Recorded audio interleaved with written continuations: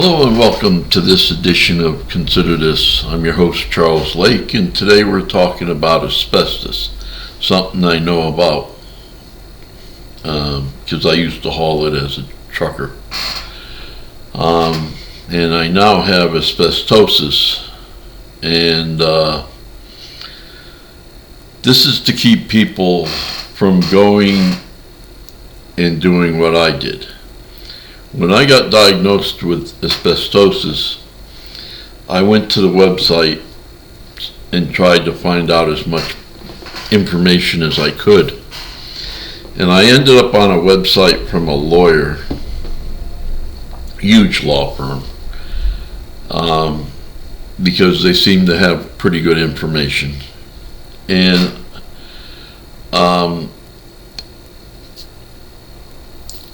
the little pop-up that box that they wanted to chat, and they got my information, and they called me back on my phone, and they said, oh, we can get you asbestos, you can prove that you've been in asbestos. And so that's what we're doing today.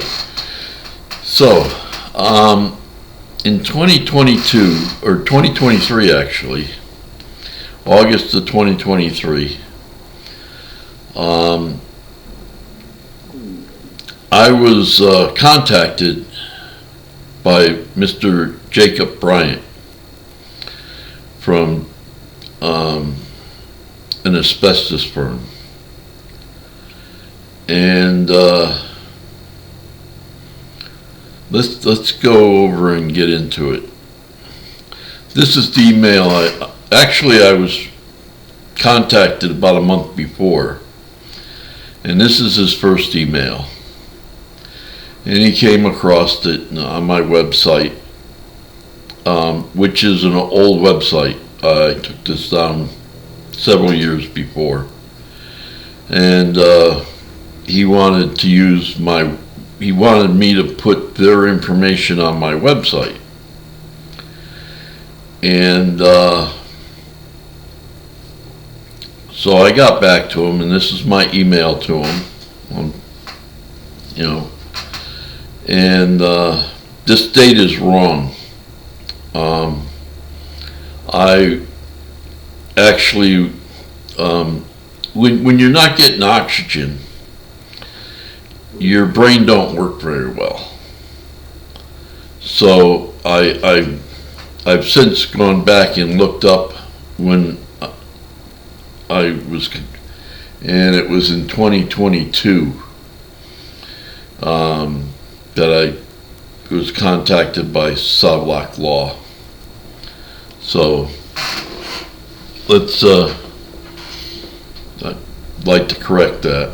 But I had taken this website down and had already built the new website. That's why I took it down. And I explained to him how I've been getting sick, and I told him, here's the problem I have with them putting their website on my page, because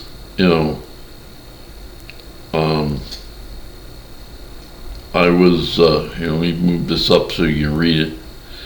Like I said, I have dyslexia, and I do have a problem with some reading, especially since I've had the strokes and the health issues. So we had to leave New York. We moved here to California because the air's a lot more drier.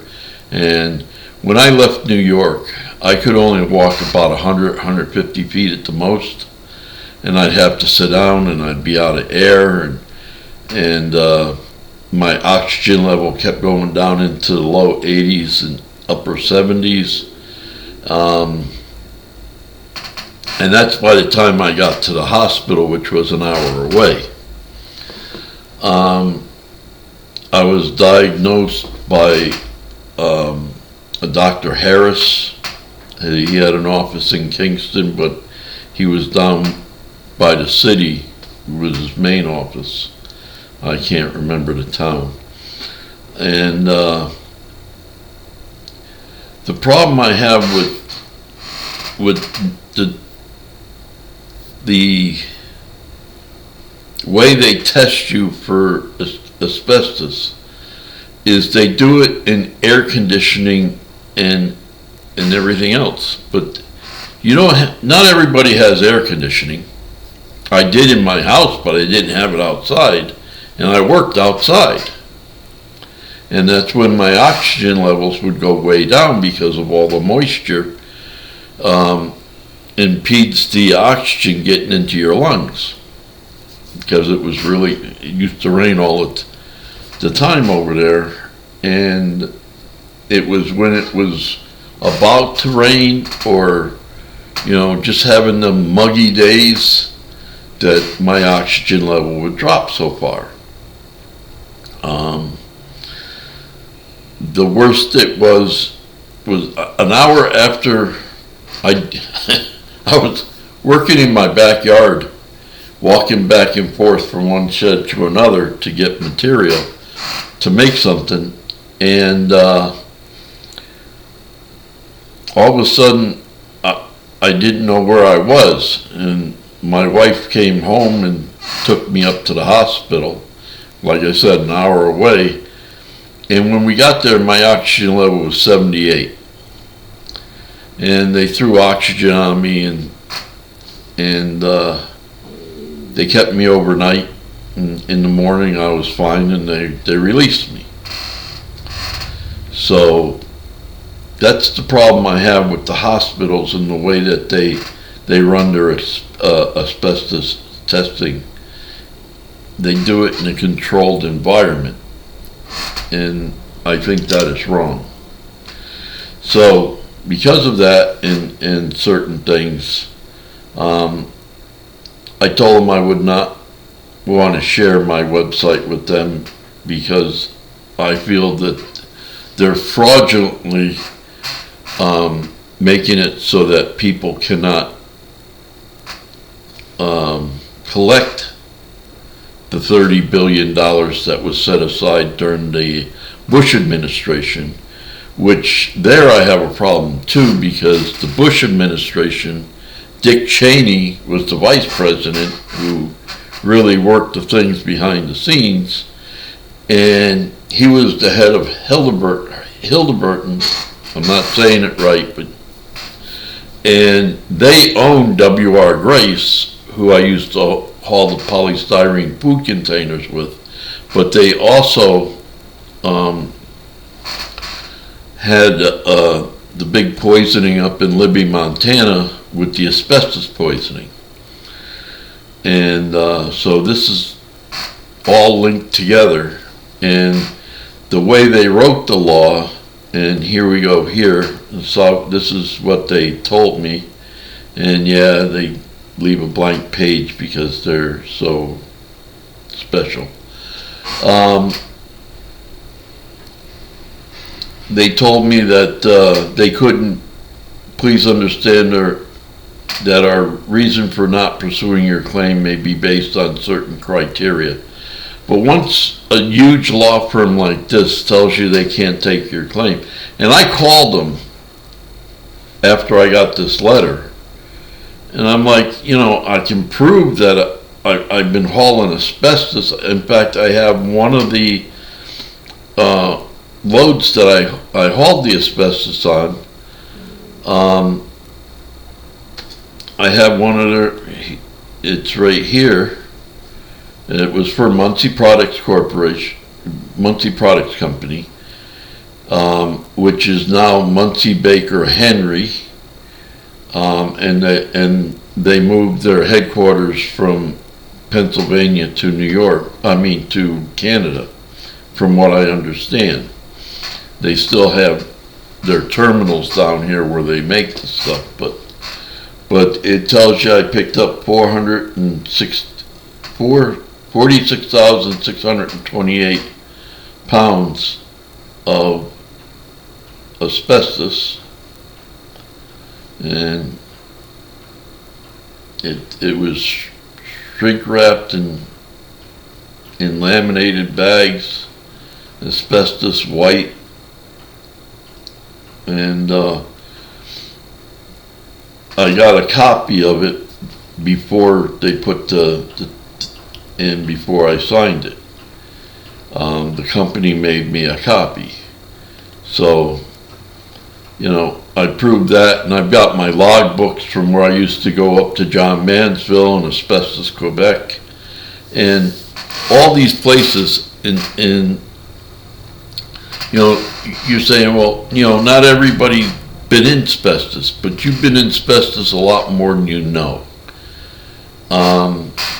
Because back in the 80s and 90s, they used to have the federal government, Department of Transportation had a non-binding agreement that if your trailer was hauling asbestos or toxic waste or anything like that, it was strongly advised that you not haul food product, and that if you got caught in the floods that were happening every once in a while down south, that you should dispose of the trailer, not just wash it out. And it was a non-binding agreement, so you can figure how these companies would say, well, if we keep putting insurance claims in, our insurance is going to go sky high. So if we just wash them out and don't let nobody know. And then the federal government came in and they wrote another law, and this is when I got poisoned. It took me a long time, and I never did figure out what I was poisoned by. I figured out part of it was the polystyrene food containers, but the other part was the floor of the trailer. When I pulled these styrofoam food containers across the bottom of the trailer to put them, because they were bulky. It wasn't that they were heavy, it was that they were bulky. So I'd stack 3 and 3 and grab the bottom and pull them down to the end of the trailer and stack them on the pallet, because you only have 6 to 8 pallets where they would let you put them inside the building. So as I got going down the trailer, I would put them make pallets in the trailer, and that way there, when they took the 6 or 8, I would just keep bringing them out, because I had usually between 80 and 90 pallets worth of styrofoam food containers. And as I was doing that, the floor was rolling up and it looked like grass, and they C&S Warehouse, which was up in Vermont, refused 80-some containers of the styrofoam food containers because of the grass that rolled up in it and the dust that was on the trailer.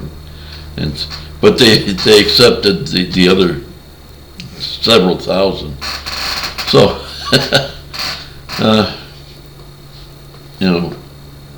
but so this is I feel it the way they're going about it is fraudulent. So they give you, it says you got time restriction. I found out the time restriction was 2 years. So right now I cannot, even if my asbestosis turns into mesothelioma or whatever I can't pronounce it, but I cannot collect, even though I proved I was hauling this stuff for over 2 years. And we'll go into that.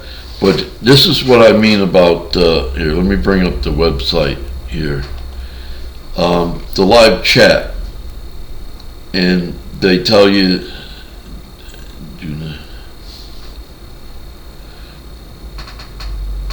so, and this is the website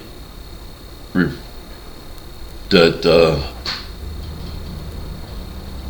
I've gotten from right here.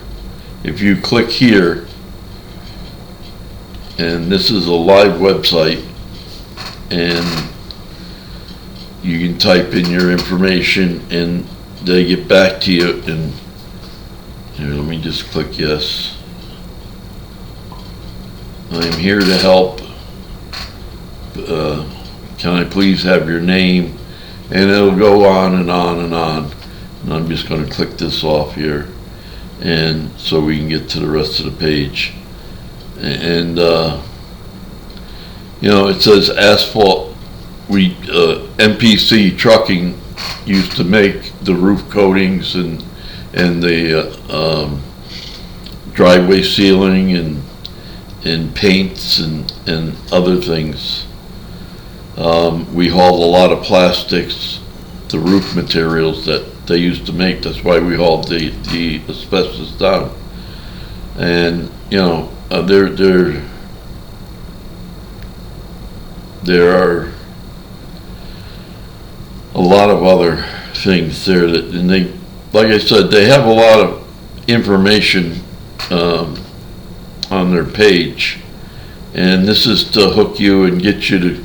And if you're not sick enough, because that's what they told me, I wasn't sick enough when I got back to them, and I just thought that that would help you out a little bit. And so thought this here. So let's let's look at a few pages here. This here I got, it's asbestos, a never-ending pandemic. And if you go on my Patreon page, which this is made for, you can download all these from the description underneath the video. I make this accessible because they keep changing the IP addresses, especially the government pages. So I download them in PDF so that you don't have to search for them. And this gives you the brief history.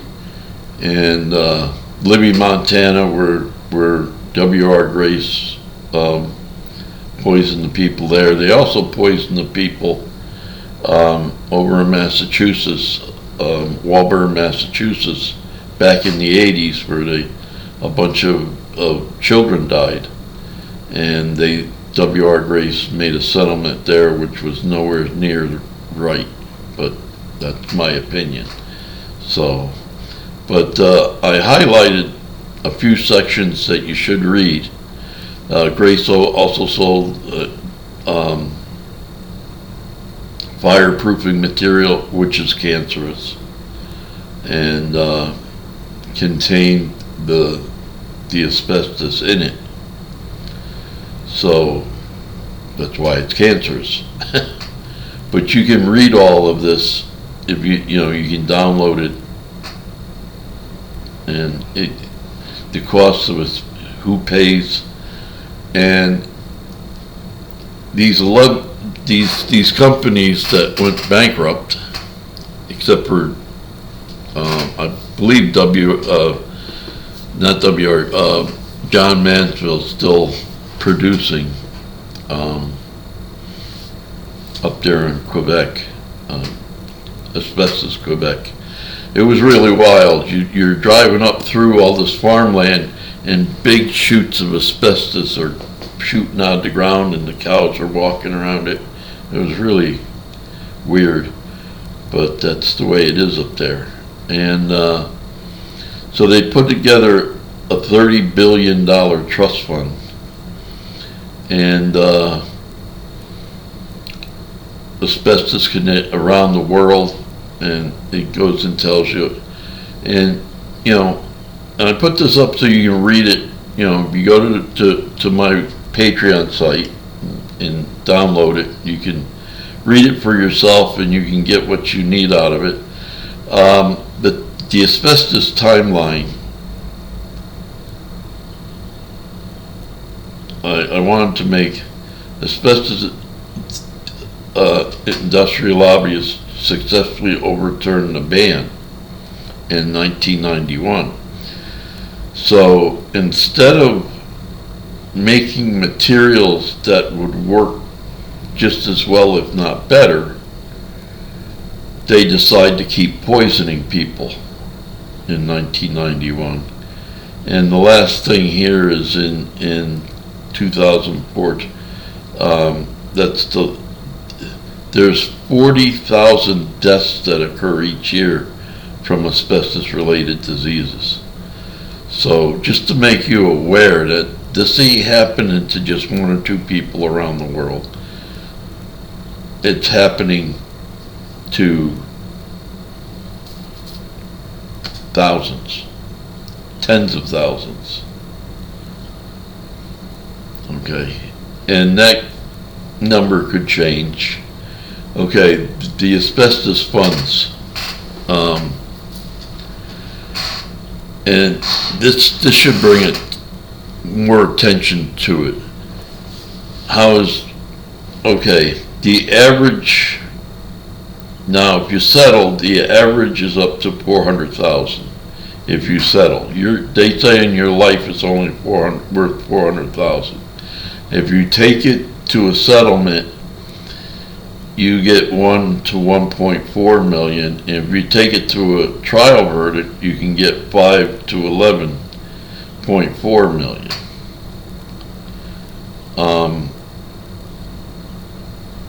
Married veterans get per month tax disability compensation from the military, because the military used asbestos in the ships and everything else.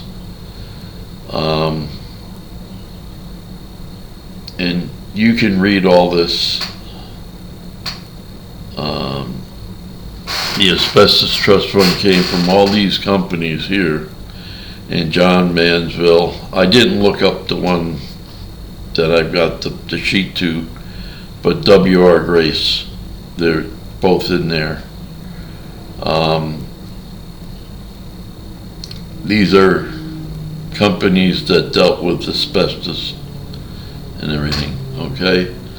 And the EPA learned about asbestos, and there's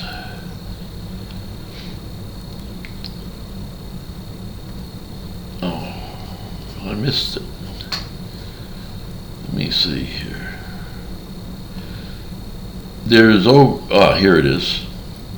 More than 30 billion is available for asbestos trust funds today. This is in 2025. And if they only put 30 billion in, and they've been giving people between 300,000 and 1.4 million, and there's 40,000 people dying a year, how is it more than $30 billion in the fund? So they must be turning away a lot more people that are dying than they are given the money. That's just my opinion of this. It don't seem feasible that they have that much left when the Bush administration was from 2000. So it's 25 years worth of money be given out, and they've got more than what they started with. That don't jive. That just don't work. So these here will be, and learn more about it. Tells you where you can find asbestos. You know, it's in floor tiles, roof and shingles, the vinyl flooring that comes, the most pricely stuff. I don't know if it is now, but it was back in the day. Adhesives and all that, textured paint, walls and floors around the wood stoves and things. myself, I just used cement. I didn't use the heated board.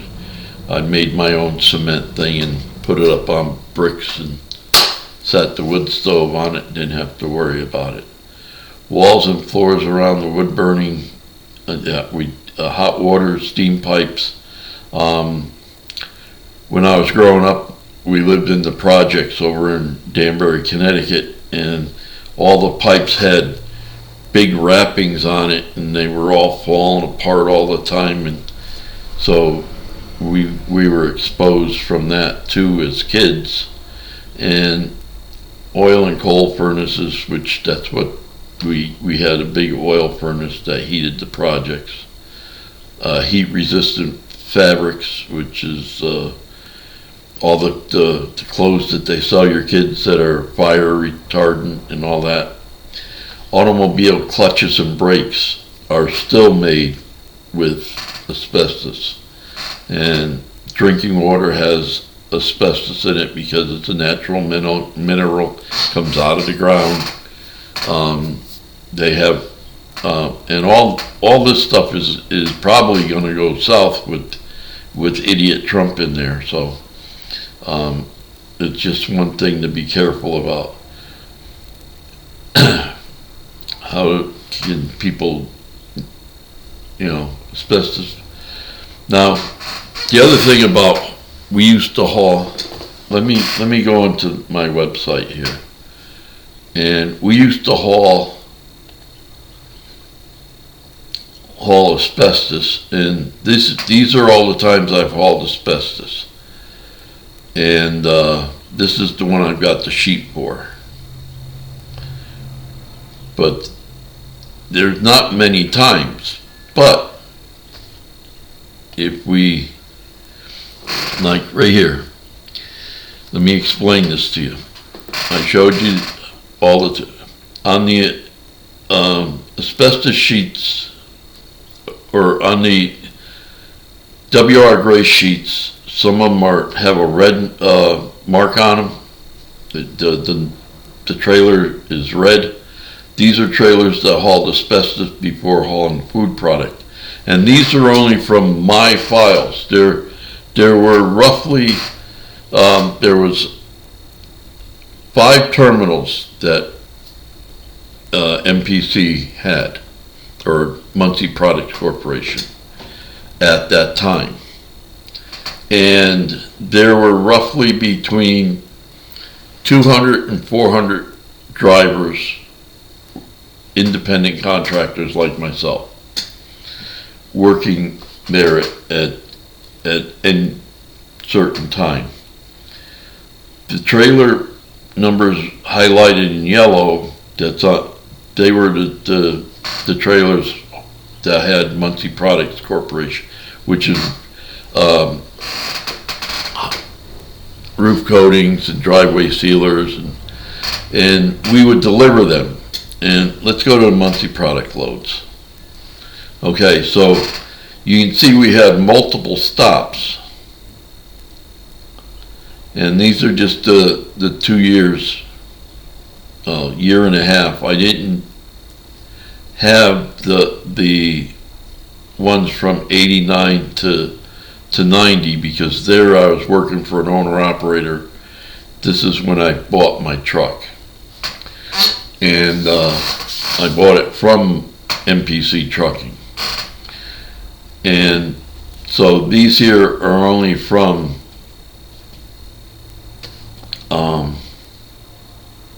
the year and a half but because we had multiple stops, sometimes we'd have a pallet that sat alone, and when you went around the corner there were 5-gallon containers, and the plastic wrap wasn't being used at this time. This is back in the 1990 and 91. So these 5-gallon pails, you could put a load bar to hold them from falling backwards towards the back of the truck, but you had nothing to hold them from falling sideways. And to put in a set of pallets there when we got done, we would have to pick up a load, so we would have no place for the pallets, so we didn't do that. And they would fall over all the time. So the trailers would have driveway sealer and roof coating coated all into the bottom. And how W.R. Grace would get around that, they would take sheets of this, it would be a little over, it'd be about 5 feet wide, and it'd be just in rolls. It's the same thickness as the styrofoam food containers that you buy at the store, except for it's in a big roll.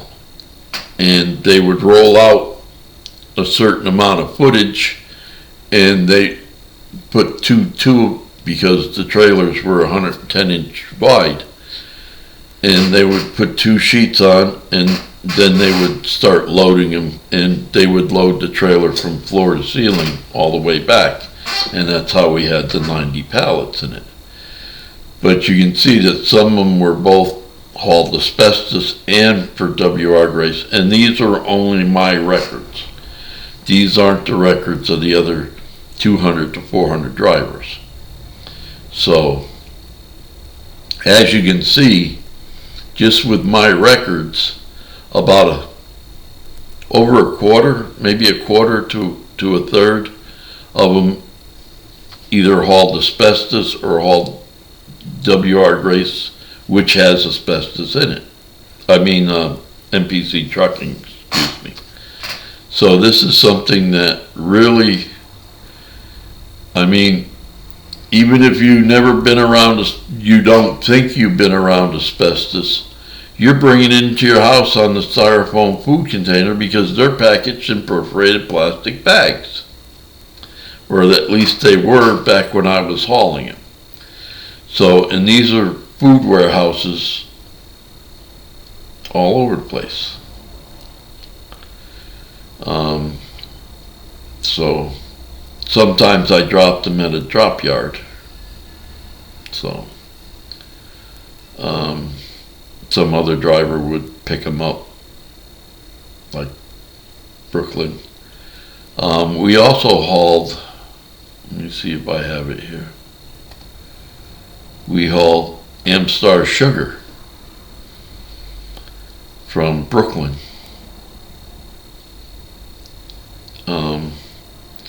The Bethlehem, that was a cookie place. So some of these in Pennsylvania, not York. Here it is. That there's for the peeps. But anyway, this is all the loads of sugar I hauled from. But you can see that a little over a third, not quite a half, have either hauled for, they had asbestos in the trailer. So and a lot of people say, well, this is from the 90s. Yes, but there's a lot of people still alive from the 90s, and asbestos takes 20 to 30 years. I didn't know it until 30 years later that I had asbestos poisoning. So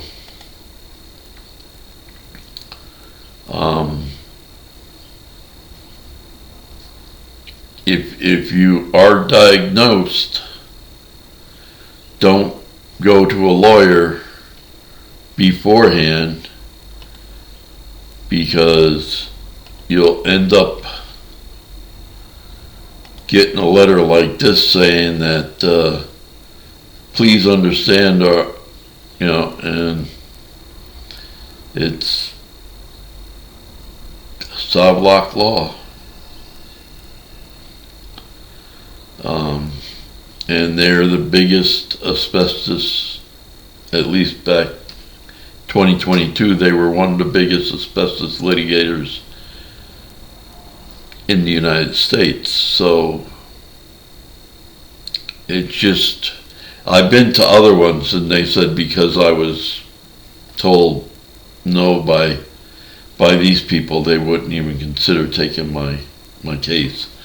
And because I wrote this to Jacob,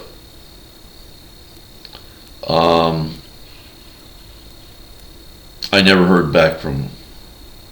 So that's just, I hope this helped you. I thank you for